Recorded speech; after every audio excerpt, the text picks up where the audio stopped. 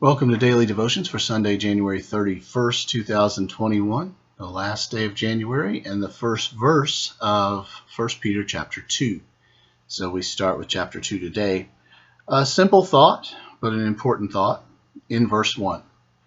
So put away all malice and all deceit and hypocrisy and envy and all slander.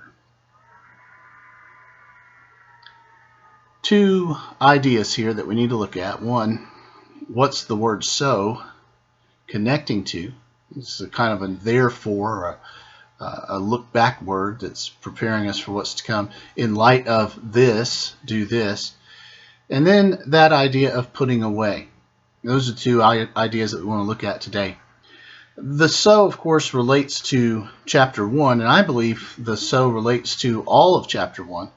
From the words about the living hope that we have through Christ, the unperishable, unfading hope that we have through his dying and rising, to the revelation that we've received of him through the gospel and the way that we've been ransomed from a futile life, a life of emptiness, to a life of fullness. All of that is in view here as we come to chapter 2, verse 1. And as is so common in the letters of the New Testament, here we find in Peter the same thing we so often find in Paul. A doctrinal section is followed by an applicational section. In other words, here's what God has done. Now, in light of that, live this way. And even in that living, of course, God is still empowering it, strengthening it, giving us everything we need for life and godliness, as we see in 2 Peter 1. But here in verse 1, the so refers to all of chapter 1, all of God's goodness to us in Jesus. So, in light of how good God has been to you and to me in Jesus, put away all malice and all deceit and hypocrisy and envy and all slander. Put it away. Now, put it away.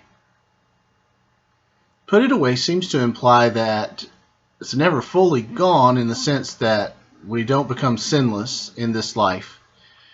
It also implies intention. There's a putting away that is that's always an intentional act. When you put something aside or put it away, you're making a definitive action in relation to that thing. So if you put away your shoes in your closet at the end of the day, that's an intentional act, maybe of courtesy to the rest of your family so they don't trip on your shoes, or to yourself so that you can find your shoes. But that putting away is an intentional act. And here there is intention. We make a mistake when we pit faith against intention. To trust God is to be intentional.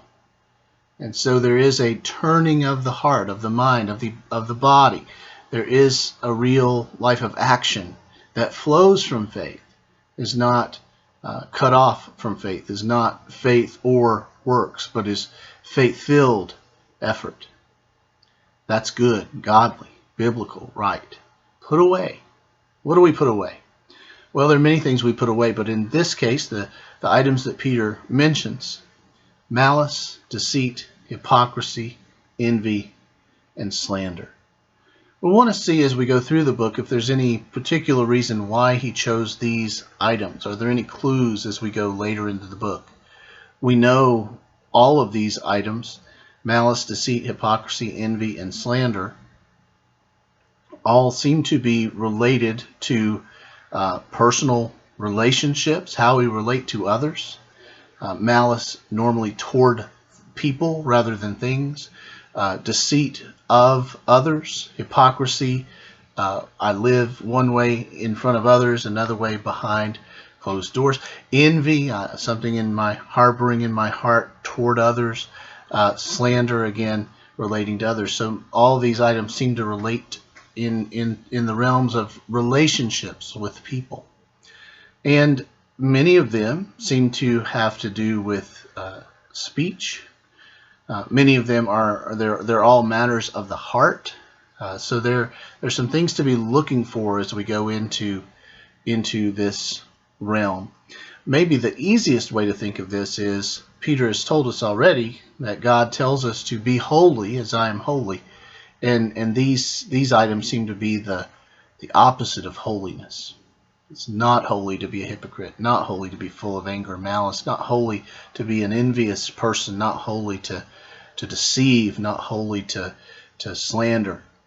And so these items all really seem to be the opposite of holiness. So verse 1, kind of by way of negative example, here's what we need to put away. Of course, God is so good. He gives us what to put away, and also what to put on, what to practice, what to do, what to walk in our lives. And that's what he's going to do with the next verses that follow. But for today, we'll focus on what to put away. So in our lives, in your life, in my life, what do we need to put away? What do we need to set aside? What do we need to put to death, as Paul says in different places? What needs to be released, let go, pushed aside in your life, in my life? That's a good place for us to think on this Sunday morning. I hope you'll give that some thought and release to the Lord the areas of life that are hindering your life in Him. Thanks for watching today.